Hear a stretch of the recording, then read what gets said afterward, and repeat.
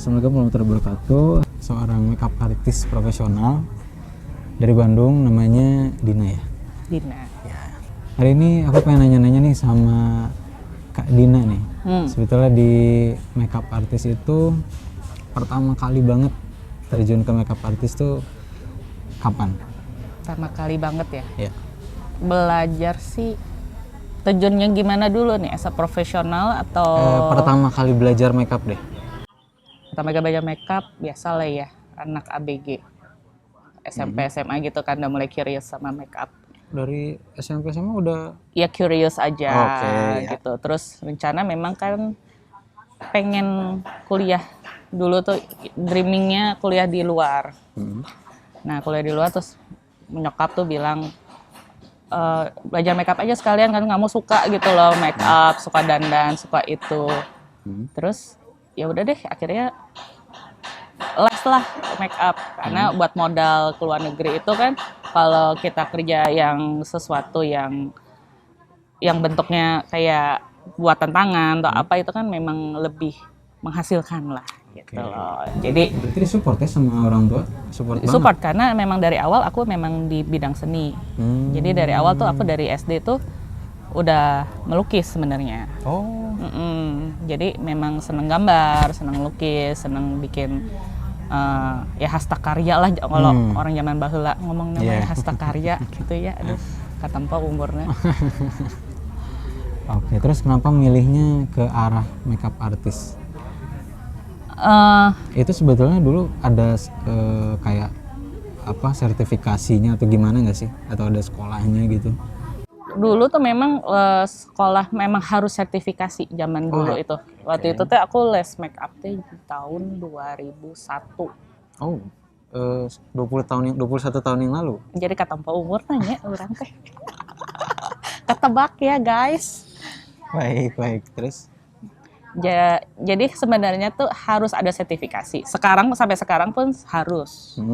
Apalagi kalau di luar negeri di Amerika itu harus. Kalau enggak kita nggak boleh buka praktek. Oh. Okay. Karena kalau lebih apa ya? Mereka kan kalau sertifikasi itu kan diajarin gitu, sterilisasi alat, harus SOP-nya gimana. Karena kan berhubungan memang bukan dokter kulit, tapi kan berhubungan dengan kulit manusia. Yeah. Biarpun dan bukan sulam alis juga, tapi tetap aja biarpun kulit luar kan kita mesti tahu gitu loh. Okay. How to-nya supaya klien kita abis di makeup sama kita tuh jadi nggak kumaha-kumaha gitu loh. Safety-nya berarti ya? Safety-nya semua gitu. Terus apalagi kan kalau bagian mata kan kadang-kadang kan gimana sensitif gitu kan. Ada yang sensitif, ada yang normal, ada yang gimana. Nah itu kalau kita nggak ada sertifikasinya kan kayak berasa kayak kurang aman juga ya buat ke klien juga ya. Jadi penting sertifikasi itu penting saudara-saudara. Berarti dari awal berkarir emang udah pegang sertifikat berarti ya? Sudah. Oke, cakep. Terus mulai langsung terjun ke profesional, itu kapan? Nah itu teh kayak ombak, kadang muncul kadang enggak dulu tuh. Jadi nggak jadi nih kuliah di luar. Oke. Karena bokap kayak nggak rela gitu loh. Oh iya, anak cewek gitu anak ya? perempuan gitu kan, satu-satunya meninggalkan si papa gitu kan, nggak setuju. Jadi kuliahlah di Jakarta. Waktu itu ngambil sama fashion juga, sama-sama seni juga, family fashion design. Masih mirip-mirip lah ya, maksudnya saling ya fashion sama makeup kan, tetanggaan lah gitu ya, satu keluarga bahagia gitu kan. Pas kuliah ya gitulah nyari duit-duit sampingan ya, buat jajan gitu, makeup buat diajakin sama teman-teman tuh sinetron, FTV. Tapi kalau masih kuliah kan masih seneng nongkrongnya karena kan itu bisa nggak pulang sampai jam 3 pagi apalagi kalau yang kejar tayang. Tapi ya fokus utamanya kuliah. Jadi ya kalau memang lagi nggak sibuk kuliah pegang, kalau lagi sibuk kuliah ya udah ditinggalin gitu. Tapi karena kuliah gue sibuk pisan sampai kalau kuliah desain kan sama kalau anak-anak desain ngerti lah kuliah desain tuh pasti capek ya. Aduh 3 bulan bisa nggak tidur kan itu mah. Jadi terbengkalai lah gitu, pause dulu. Mulai benar-benar menjadi apa ya prioritas itu setelah punya anak kedua malah. tahun, anak saya kedua teh lahir tahun 2010. Jadi 2009 tuh udah mulai fokus. Oke. Udah mulai fokus. Nah, supaya bisa kalau makeup artist kan kita bisa ngatur jadwal kan. Iya. Jadi bisa fokus prioritas tetap ngurusin anak gitu. Fleksibel ya? Awal mulanya sih kepikiran lagi untuk kembali karena itu gitu loh. Bisa berkarya, bisa menghasilkan karya seni juga kan. Buat aku makeup itu salah satu saluran seni juga gitu loh. Cuman kanvasnya kan di muka orang gitu. Betul. Ya, tapi juga bisa sekaligus prioritas anak. Sebenarnya sih balik lagi ke situ. Nah, itu juga aku ngambil sertifikat lagi. Oh. Karena berasa waktu itu kayak berasa udah lama, udah karatan, udah lumutan, jadi Ya, ini tumpul ya. jadi basically sih sebenarnya sampai sekarang pun masih pengen ngambil sertifikat yang lain-lain lagi gitu loh, kayak spesifik kayak misalnya special effect atau apa itu kan harus ada sertifikat yang bedanya juga. Never stop learning lah. Ya, setuju. Sebetulnya kalau di ilmu makeup itu ada ininya nggak sih, ada genre-nya nggak sih? Kayak misalkan spesialis gitu. Kalau foto kan ada landscape, ada portrait gitu. Kalau di makeup ada nggak sih? Atau sama aja semua? Basicnya mah sama ya, sama fotografi ya. Kalau fotografi kan juga basicnya sama. Basic semua sama, teknik dasar semua sama. Nah, biasa kalau udah spesialis nanti itu seberjalannya si makeup artist itu. Pasti makeup artist udah pernah ngerasain lah. Makeupin yang cuman buat wisuda, makeupin yang cuman buat beauty doang atau buat wedding. Pokoknya segala pasti ngerasain dan pasti nanti satu titik, oh gue comfortnya di sini nih, gue comfortnya di wedding nih, atau gue comfortnya di wedding juga kan misal comfortnya gue di traditional wedding nih, atau wedding yang modern tapi misal modern yang lokal atau modern yang Chinese type atau gimana. Nanti sejalannya itu sih pasti akan begitu. Karena kan juga wedding sama fotografi juga makeupnya sebenarnya tekniknya sama, tapi teknik dasarnya sama, Nah, tapi teknik penggunaan di onsetnya itu beda juga kan. Gitu. Ada bedanya di situ. Berarti kalau di di makeup itu kan peralatannya lumayan mahal ya? Atau gearnya, kitnya gitu ya? Sama lah fotografi, aduh sedih aku tuh kadang-kadang. Cuman untuk orang-orang tertentu nih yang terjun di makeup itu kan ketika mereka mau berkarya, karena peralatannya itu mahal, sebetulnya baiknya beli aja langsung yang bagus atau ngereyeh gitu. Beli dulu kit yang biasa, atau peralatannya apa aja sih? Nah, makeup tuh kan beda ya sama fotografi sama videografi sama syuting ya. Kalau itu mah bisa sewa ya. Kalau nggak, kalau fotografer kan bisa sewa lighting, bisa sewa itu kan. Kalau makeup mah nggak bisa ya. Kalau yang baru mulai belajar mah kata aku yang invest di awal harus agak ya sedikit menyedihkan alias berarti ongkos foundation. Sesuatu yang primer. Pokoknya awal-awalnya itu emang harus bagus karena itu harga nggak bohong. Jadi invest di sesuatu yang harga tuh nggak bohong. Itu kayak foundation, primer mukanya itu nggak pernah bohong lah. Tapi jangan langsung beli full size juga jangan. Zaman sekarang mah banyak yang sharing lah banyak di Shopee, di Tokopedia kayak gitu. Jadi sharing jadi di sharing di botol-botol kecil gitu loh. Atau beli travel size lah. Jadi tidak terlalu. Jadi kalau misalnya nggak cocok, kadang-kadang makeup artist kan pegangannya beda gitu. Kayak sama fotografer kan pegangan gue Fuji lensa ini gitu atau Sony lensa ini. Nah sama makeup artist juga pegangannya misalnya foundation A campurannya ini. Nah kan kalau mau nyoba-nyoba udah keberi full size terus nggak cocok kan meringis juga ya. Jadi saran saya mah mendingan kalau buat coba-coba kayak mau coba itu ya coba atau enggak pinjam punya temen gitu. Kalau foundation masih bisa lah pinjam atau nggak sharing dong sama gue bayar deh gitu seberapa gitu. Kalau yang nggak usah terlalu mahal ya kayak eyeshadow juga sekarang banyak kok yang murah-murah tapi bagus dan pigmented banget tuh banyak gitu. Tapi kalau yang buat lebih kayak foundation gitu agak sulit ya, agak sulit untuk kayak nego nawar di situ tuh. Berarti ya intinya kalau mau invest ya. Kalau mampu ya invest ya. Kalau mau mampu, tapi kalau misalnya, aduh Kak nggak ada, kalau di situ kurang, belum mampu nih, nggak Iya, apa-apa nggak gitu. apa-apa ya. Maksudnya foundation lokal juga, brand lokal banyak yang bagus juga. Cuman kadang-kadang ya kalau klien di sini memang they judge the tools by its brand gitu loh. Kayak Setuju banget. dibuka toolsnya, oh ada Dior, oh ini foundationnya Chanel, oh bedaknya ini, klien wah Itu gitu. menentukan harga nggak sih? Nah, Dengan seperti itu. tergantung juga sih. Tergantung, karena banyak yang kalau yang baru-baru, karena kalau sama kalian mau fotografer ya sama semua di bidang seni juga semua sama kan, kalau kita jam terbangnya udah tinggi itu yang nentuin harga sebenarnya. Oke, setuju. Karena pengalaman itu jauh lebih mahal daripada toolsnya juga. Karena sekarang juga banyak ya kalau ibaratnya makeup artist foundationnya, gue pikir pakai yang mahal banget, taunya ini doang, gue bilang ini doang, oh emang bagus ya, bagus cobain gitu. Nanti nggak sejalannya pengalaman tuh kan, ketemu orang banyak, terus kita juga nyobain ini itu, akhirnya nemu juga oh ternyata oh segini dicampur sama ini oke, gitu. Soalnya pengalaman sih yang dibayar mahal tuh. Makanya sekarang kita lari ke experience. Kalau misalkan sebetulnya makeup itu bisa ngerubah bentuk wajah seseorang nggak sih?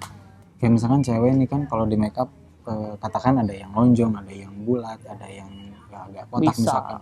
Itu sebetulnya bisa nggak sih di shape misalkan yang bulat jadi kelihatan tirus gitu? Real life filter. Real life filter. Berarti Kalau bisa. kalau filter di TikTok kan jadi gimana? Oh iya.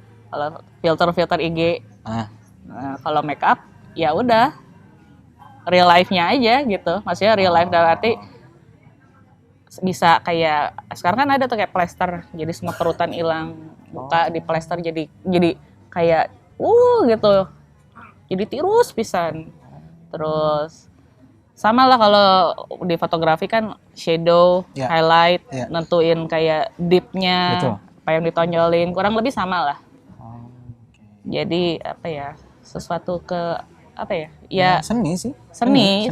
Jadi sebenarnya makeup itu bukan pembohongan publik ya saudara-saudara. Itu tapi karya seni gitu. Kita kan apa ya, kayak apa image yang mau ditonjolkan tuh apa. Makeup juga bisa bikin orang jadi jelek, bisa. Selama ini paling gampang dan paling susah tuh makeupin yang seperti apa sih?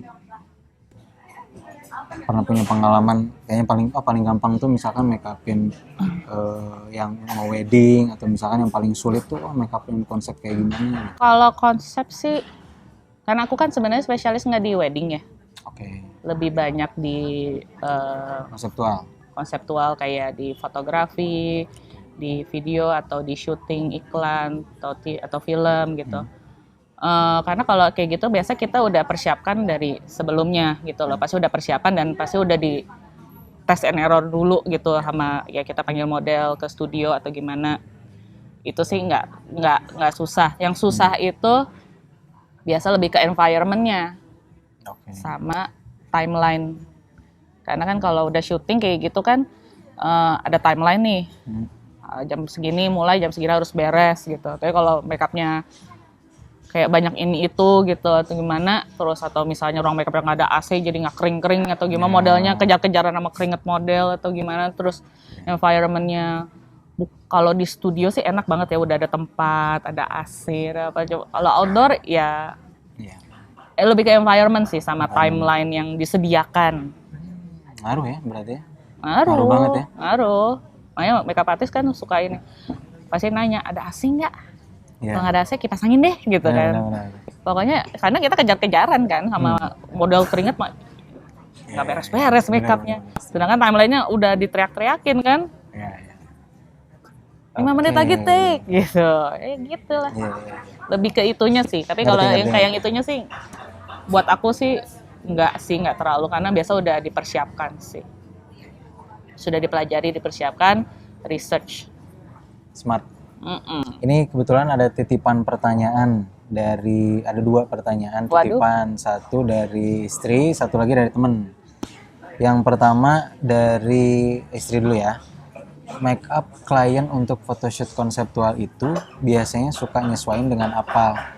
Apakah dengan warna outfit yang model itu pakai atau lebih ke karakter konsepnya? Kan pasti nggak gampang tuh ketika misalkan katakan konsepnya Chinese New Year, apakah si makeupnya tuh mengikuti outfitnya misalkan nanti akan bagaimana atau memang udah punya ini sendiri?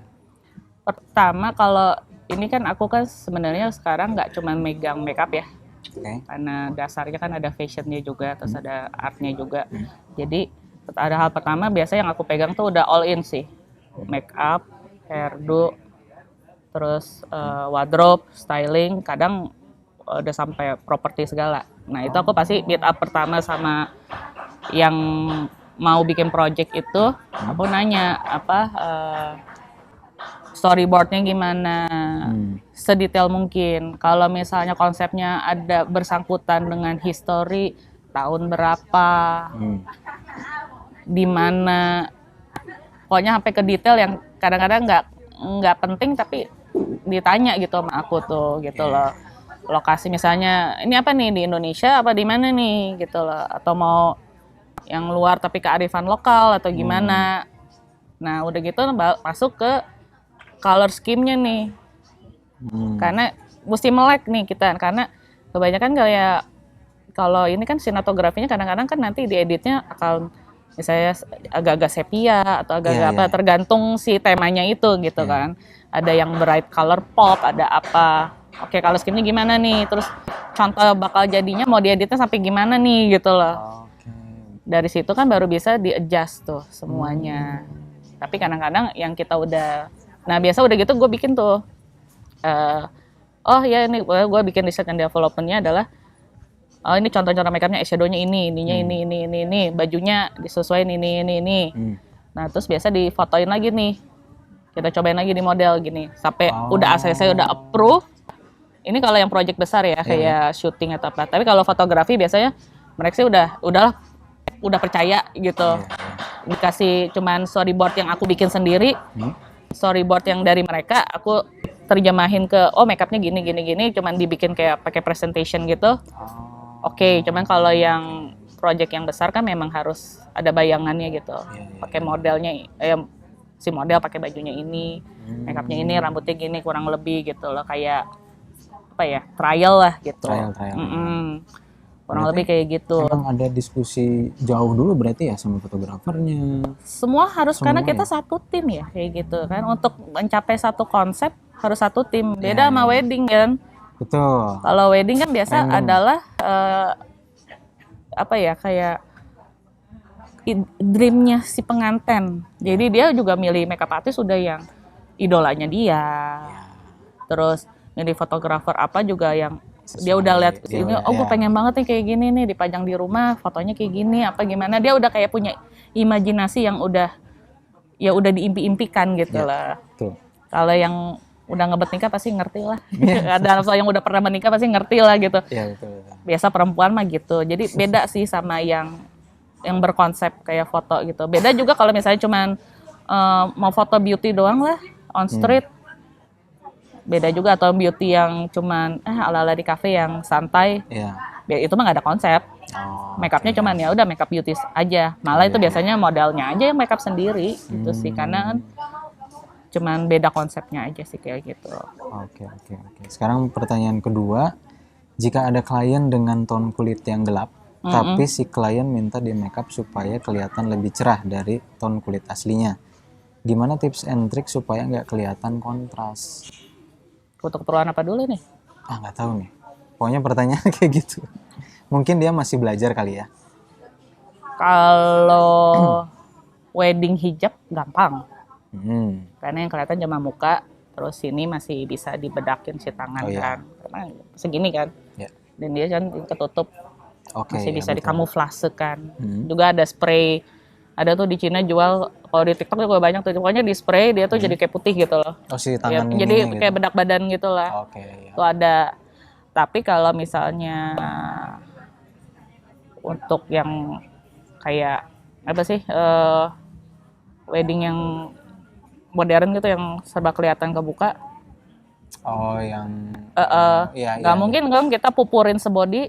Betul. Kecuali kalau mau wedding udah persiapan dari jauh-jauh hari, misalnya setahun sebelumnya udah infus Vitamin C. infus vitamin C, infus naon lah ayeuna mah aya diamond lah, platinum lah, titanium teuing lah bukan ayeuna mah loba pisan juga gitu. Iya. Kecuali gitu. Tapi itu juga tidak memutihkan, cuma brightening. Betul. Nggak boleh loh memutihkan sekarang teh sama dokter kulit, nggak boleh. Kenapa? Nggak boleh, sebenarnya nggak sehat. Oh. Cuman lebih brightening, kayak lebih glowing, shimmering, cerah splendid gitu ya. gitu. Oke. Tapi kalau buat fotografi juga, kalau fotografi malah kadang-kadang banyak kan model kalau dia cuma perawatannya di muka, Ya. jadi atau pakai sunblocknya cuma di muka, jadi badannya mah gelap dari sini ke atas teh terang gitu. Mau nggak mau ngikutin badan. Iya, betul. Karena nggak mungkin mupurin sebadan, Betul, kecuali betul. pakai bajunya itu. Balik lagi bajunya apa? Kalau ketutup semua. Tapi kalau fotografi mah ya salah diedit gitu. Kalau memang mau diterangin kan. Ya bisa sih. Cuman effort aja mungkin. Tapi biasanya sih kalau udah buat fotografi, buat advertising udah apa itu pasti nyari modelnya pun sesuai dengan brand image yang mereka mau munculkan. Misalnya mau kayak sekarang iklan beauty kan banyak tuh udah kulit terang, medium, gelap gitu kan. Ya memang mau dimunculkan seperti itu gitu. Jadi menyesuaikan sama warna kulit.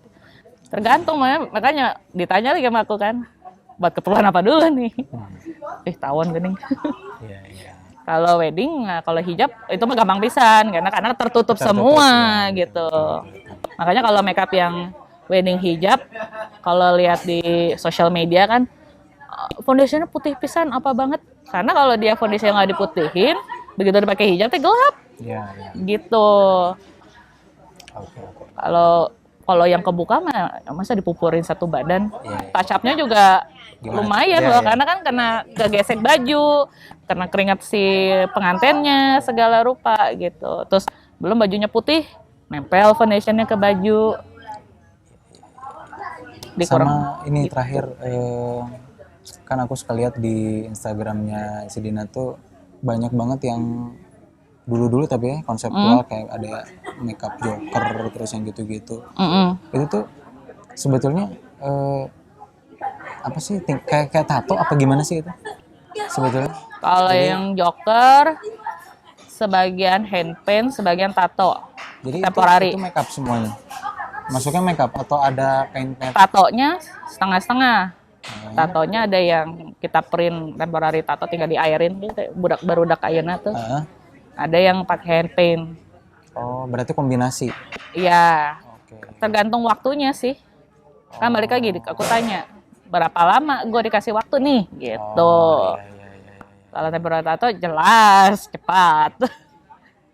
Tapi kalau mau semuanya hand paint ya pasti hasilnya juga lebih natural ya. Kayak yang apa yang luka-luka itu kemarin aku lihat postingannya, yang kayak borok-borok di tangan itu juga pakai makeup juga kan itu? Makeup Ya. kan borok semuka. Saya Jago mah makeup sih. artis rada aneh gitu ya. Senengnya Ya, yang itu bisa kepake buat film-film kan?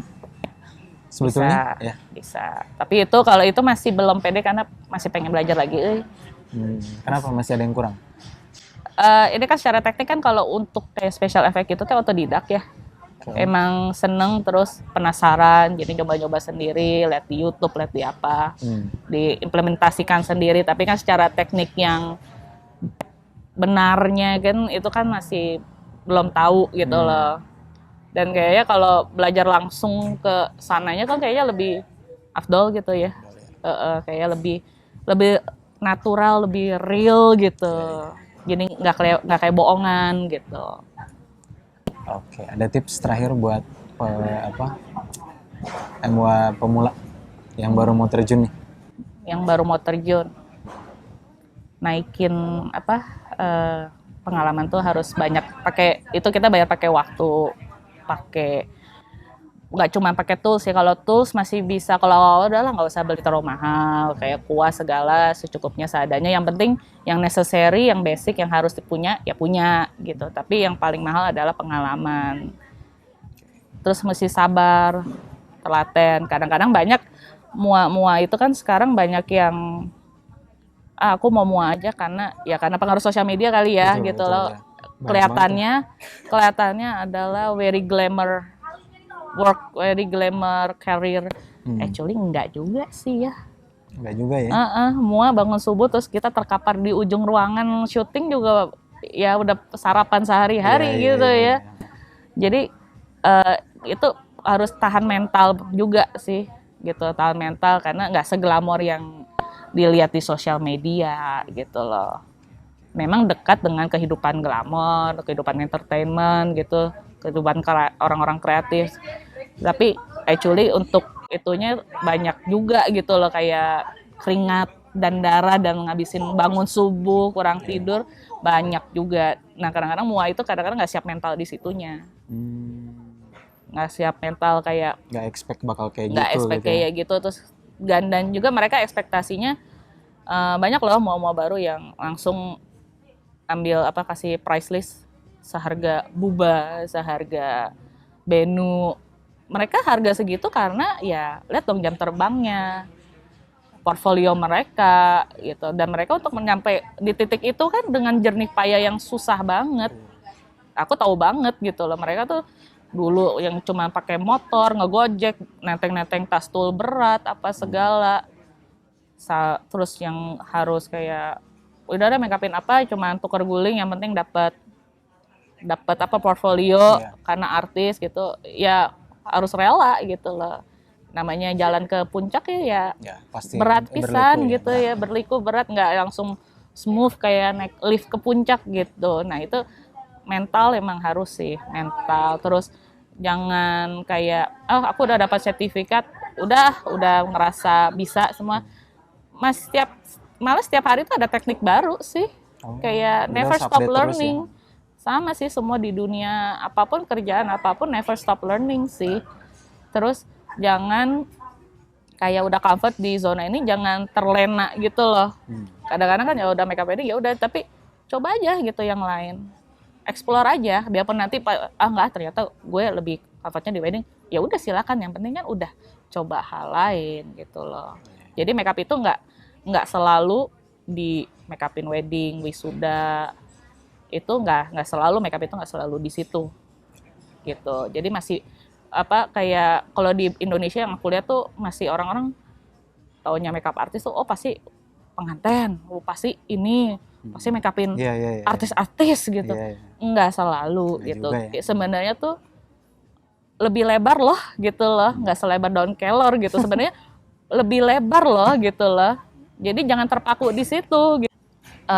Iya maksudnya jangan cuma bertumpu harus di wedding gitu. Kayak masih banyak gitu loh. Makeup itu sebenarnya bisa kemana-mana gitu loh. Bukan terus makeup itu nggak selalu bikin orang jadi cantik terus.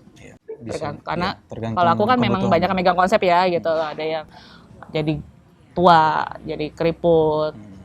Kalau lihat di IG aku kan ada yang tadinya cantik jadi kunti gitu kan. Jadi cantik-cantik artis sinetron dijadiin kunti sama si Dina sama Gelo gitu kan. Gelos ya. Awal mulanya aku malah nawarin kan teman-temanku yang model, lu mau nggak gue makeup? Jadi apa Ci? Jadi ini gue tunjukin.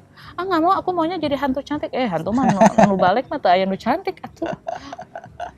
Cantik di muka, borok di tukang gitu. Ya kan, jadi awalnya pada nggak mau tuh, tapi lambat laun mereka lihat gitu kan. Perkembangannya sekarang bagusnya karena udah ada sosial media, jadi orang jadi tahu gitu, makeup tuh bisa jadi gini, makeup bisa tiba-tiba jadi Joker, tiba-tiba jadi Harley Quinn, atau tiba-tiba jadi Venom atau apa gitu loh. Jadi nggak harus cantik, nggak harus wedding terus. Betul. Coba masih luas ya. Masih luas gitu, masih luas banget. Makeup juga bisa jadi body painting gitu. Oh iya benar. Bener banget di situ tuh, pokoknya masih bisa lah, cobalah dieksplor selain wedding. Masih banyak lah gitu. Sip, segitu aja sepertinya. Terima kasih banyak. Sama-sama. Udah bagi-bagi ilmu. Semoga ada manfaatnya buat kalian yang nonton. Ya segitu aja. Udah.